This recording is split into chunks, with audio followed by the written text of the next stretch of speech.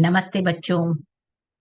आज के इस सत्र में मैं तुम्हारी रिक्वेस्ट पर ही प्रचार पुस्तिका के बारे में बातचीत करूंगी।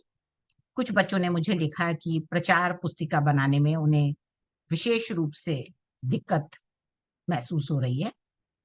एक बच्चे ने मुझे एक प्रश्न भी भेजा है, तो मैं उसी प्रश्न के माध्यम से आपको प्रचार पुस्तिका का प्रारूप समझाऊंगी।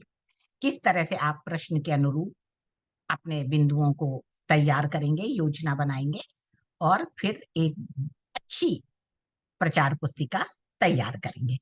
आइए मैं आपके साथ सबसे पहले वो प्रश्न साझा करती हूँ जो मुझे एक बच्चे ने भेजा है, और उसी के माध्यम से मैं आपको प्रचार पुस्तिका के बारे में सभी बातें समझाऊंगी।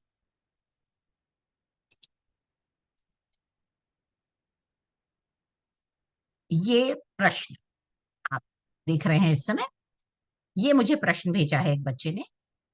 आप अपने स्थानीय समुदाय में हर उम्र के लोगों के लिए आउटडोर गतिविधियां आयोजित करना चाहते हैं। इन गतिविधियों का वर्णन करते हुए एक आलेख लिखें और बताएं कि लोगों के लिए बाहर समय बिताना क्यों आवश्यक है।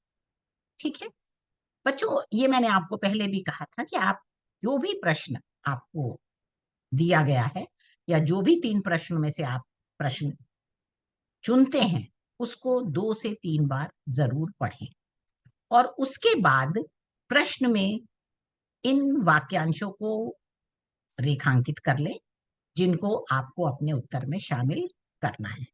मैंने इस प्रश्न को 2 बार पढ़ा और मैंने कुछ वाक्यांशों को बोल्ड किया है, मोटे अक्षरों में दिखाया है। हर उम्र के लोगों के लिए, यानी कि हमें आयु वर्ग बनाना होगा। आउटडोर गतिविधियां, यानी कि हमें खुले में जो गतिविधियां हम उनके लिए आयोजित कर रहे हैं। गतिविधियों का वर्णन, यानी उनके बारे में थोड़ा विस्तार से बताइए कि वो गतिविधि क्या होगी और उससे क्या लाभ होगा। उसके बाद हमें बताना है लोगों के लिए बाहर समय बिताना क्यों आवश्यक है, यानी बाहर समय बिताने के क्या लाभ है, इस बारे में भी आप अपने उत्तर में जरूर लिखेंगे। इस प्रश्न के साथ प्रचार पुस्तिका, भाषण और साक्षात्कार 3 प्रारूप दिए गए थे और बच्चों ने बिल्कुल सही प्रारूप चुना है प्रचार पुस्तिका। इस बात की बच्चों आप सभी को बधाई कि आपने प्रारूप सही चुना। अब प्रारूप लिखने में जो आपको परेशानी हो रही थी, वो इस सत्र के दौरान आप ध्यान से मेरी बातों को सुनिए, समझिए, तो आपको अच्छी प्रचार पुस्तिका बनाना भी आ जाएगा। कैसे तैयार करना है प्रचार पुस्तिका? सबसे पहले हम प्रश्न के अनुरूप एक योजना बनाएं। योजना बनाने का फायदा यह है कि एक बार जब आप पूरी योजना बना लेंगे, तब आप उसको डिटेल में लिखते अपने उत्तर में लिखेंगे और ये काम आपके लिए काफी आसान हो जाएगा। इसलिए आप प्रश्न को पढ़ने, उसके वाक्यांशों को रेखांकित करने और योजना बनाने में आप अगर 10 मिनट का समय भी लगाते हैं तो कोई बात नहीं, क्योंकि उसके बाद जब आप विवरण लिखना शुरू करेंगे, उस योजना को विस्तार से लिखना शुरू करेंगे, तो आपके लिए काम बहुत आसान हो जाएगा। आप एक अभ्यास भी जरूर करके देखिएगा इसी तरह का, तो आप फिर परीक्षा हॉल में इस तरह के प्रश्नों को अच्छी तरह से हल कर पाए। आइए हम ये योजना क्या बनाई कि चूंकि हमें प्रचार पुस्तिका बनानी है ना, तो वो इस तरह से आरंभ होनी चाहिए कि लोगों को आकृष्ट कर सके। तो किसी सटीक पंक्ति के द्वारा हम उसका प्रारंभ करेंगे। कोई स्लोगन या नारा लिख सकते हैं। थोड़ा सा परिचय जरूर दीजिए कि आप किस तरह का आयोजन कर रहे हैं, क्योंकि आप प्रचार पुस्तिका में अपने आयोजन की बात कर रहे हैं, तो उसका थोड़ा सा परिचय दें। क्यों भाग लिए और आउटडोर गतिविधियों के सामान्य लाभ क्या। यहाँ सामान्य में बड़े आ की पाई और होनी चाहिए, ये टाइपिंग मिस्टेक है बच्चों, आप जरा ध्यान रखिएगा। फिर आयु वर्ग बना लीजिए, उस आयु वर्ग के लिए अलग अलग गतिविधियां क्या होंगी और उनके लाभ क्या। कुछ अन्य जानकारियां भी जरूर दीजिए कि आप कब आयोजन कर रहे हैं, कब से कब तक आयोजन कर रहे हैं, समय क्या होगा, दिनांक, और कुछ सुविधाएं अगर आप उस आयोजन के दौरान दे रहे हैं प्रतिभागियों को, तो उसका भी वर्णन जरूर कीजिए। में आप अपना यानी कि आयोजक का नाम, पता, फोन नंबर, ईमेल आदि दीजिए, ताकि कोई भी व्यक्ति जो इसमें हिस्सा लेना चाहता है वो आपसे जानकारी प्राप्त कर सके। आइए अब हम बढ़ते हैं अपने डिटेल उत्तर की तरफ। देखिए, सबसे पहले हमने लिखा खाली हाथ आइए और रुचिकर अनुभवों की यादें लेकर जाइए। तो लोगों में थोड़ा सा आकर्षण बढ़ेगा कि को क्या आयोजन है, इसके प्रति जिज्ञासा बढ़ेगी। स्वास्थ्य का राज, वाहिक गतिविधियां, स्थानीय समुदाय के लिए स्वर्णिम अवसर, हर आयु वर्ग के लिए गतिविधियां। अब थोड़ा परिचय दिया है। स्वास्थ्य सबसे बड़ा धन है, कहा भी गया है, पहला सुख निरोगी काया।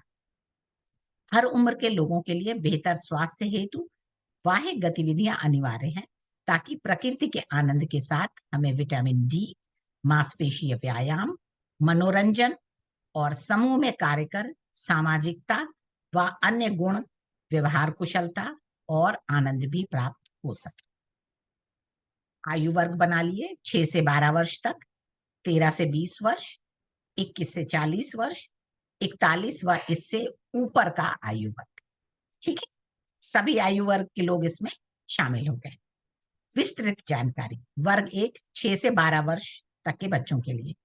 गतिविधि नंबर 1 पेंटिंग, फूल पत्तियों के आकार को देखकर बनाकर रंग भरना और फूलों को पहचानना। गतिविधि नंबर 2 बाहरी मैदान में खेल। अब वो खेल क्या है? खो खो, कबड्डी, साइकिल चलाना।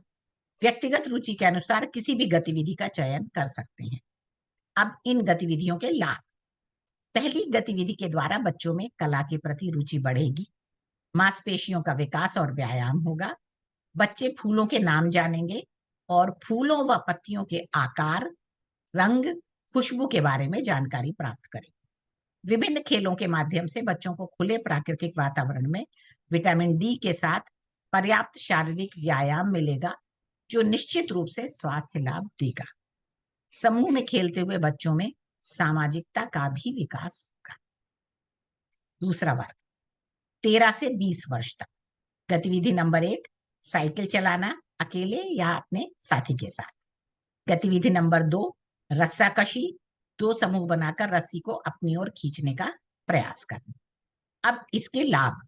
साइकिल के द्वारा पैरों का विशेष व्यायाम, प्रदूषण से बचाव का उपाय, स्वस्थ हृदय, फेफड़ों की कार्यक्षमता में सुधार, रोग प्रतिरोधक क्षमता में बढ़ोतरी। रस्साकशी द्वारा समूह में की जाने वाली गतिविधियां हमारे अंदर प्रतिस्पर्धा की भावना के साथ सामाजिकता का विकास करती हैं। जीत हमारे आत्मविश्वास को मजबूत करती है, साथ में खेलते हुए हमारे सामाजिक संबंधों में भी प्रगाढ़ता आती है।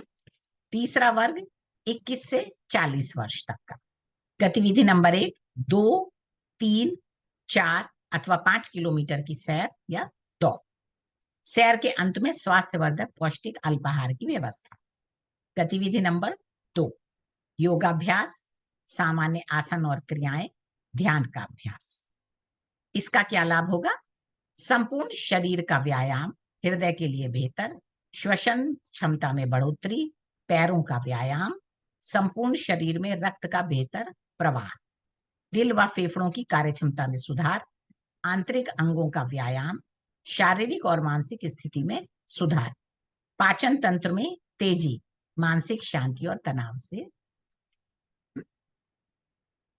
वर्ग 4 41 वर्ष और इससे अधिक उम्र वाले लोगों के लिए।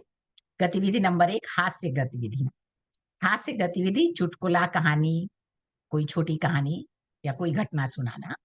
गतिविधि नंबर 2 ताली बजाना। गतिविधि नंबर 3 तैराकी या पानी में चलना, तैराकी से पूर्व कुछ आसान व्यायाम।